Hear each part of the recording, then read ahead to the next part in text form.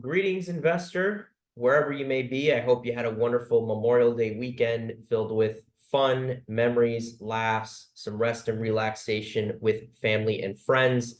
And in today's weekly informative video, we are going to be discussing one of my favorite vehicles, tools, strategies in the CRE landscape, namely the sale-leaseback. Maybe you've done a dozen sale-leasebacks. Maybe you still don't understand what it is and how it works.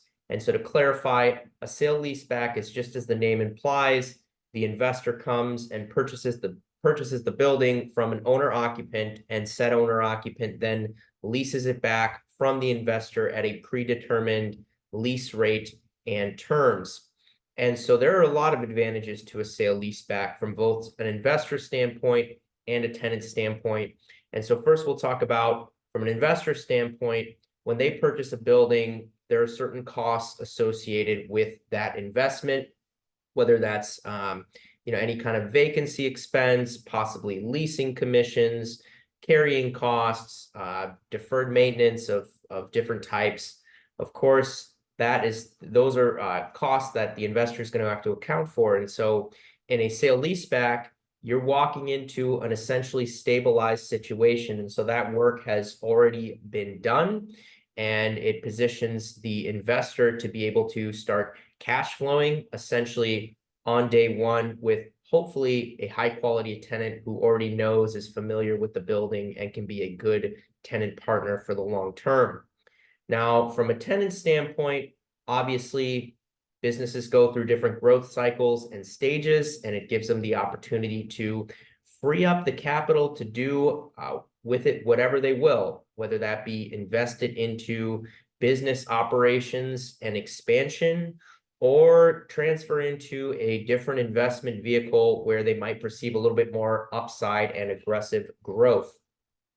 Pitfalls to look out for. From the investor side, of course, you're looking at your cap rate, you're looking at your IRR, internal rate of return. And so things need to be structured in a way that it makes sense from an investment standpoint. Now, the challenge here is it is a little bit of a balancing act, because we can't go ahead and say, hey, tenant, why don't you pay 15% over market? Because what might happen there is, yes, the investment looks good on paper today. However, if that tenant is a little bit over leveraged based on that above market rent, it could cause some problems down the road. And again, things happen all the time. What happens with the tenant if something, if their business takes a downturn, or they leave for whatever reason? You're now stuck with a building that is not worth pound for pound what it looks like it was worth from a cap rate standpoint based on how you structure the deal.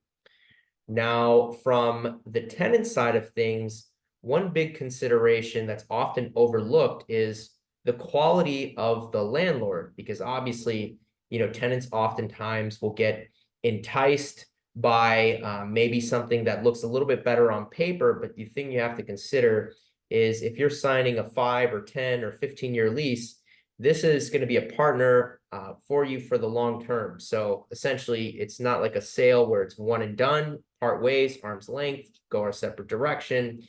You're essentially in bed together for a significant period of time. So you want to look into the quality of the landlord. Now, one of my favorite aspects with the sale-leaseback, that being said, is the amount of variables that can be manipulated in order to make the deal more viable for all parties. Of course, you've got price, but then you've also got lease rate, and you have terms, and you also have things like yearly increases. All of these factors can be structured differently to provide a solution that's advantageous for everyone. And so we'll go over a couple of sale-leasebacks here. I'm going to include the article in the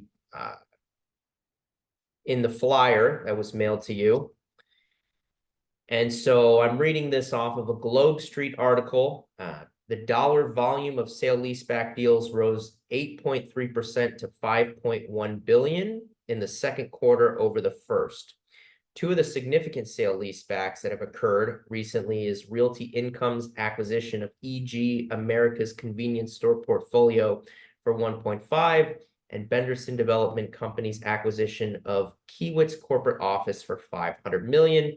But alas, most deals are going to be in a lower price bracket between 2.5 to 25 to a $25 million range. So this is to say that sale leasebacks transcend all price points. They transcend all asset classes. The most common I think we'll see is usually going to be industrial, but a large amount of them are going to be in retail and also office properties. So if you have questions on sale leasebacks, maybe you're interested in pursuing one, or maybe you are a business operator looking to free up capital, please don't hesitate to reach out and we can talk more about it. And of course, as always, for evaluations on assets, referrals to great partners, or even help with your vacancies, please don't hesitate to reach out. Stay healthy, sharp, strong, and safe. Until next time.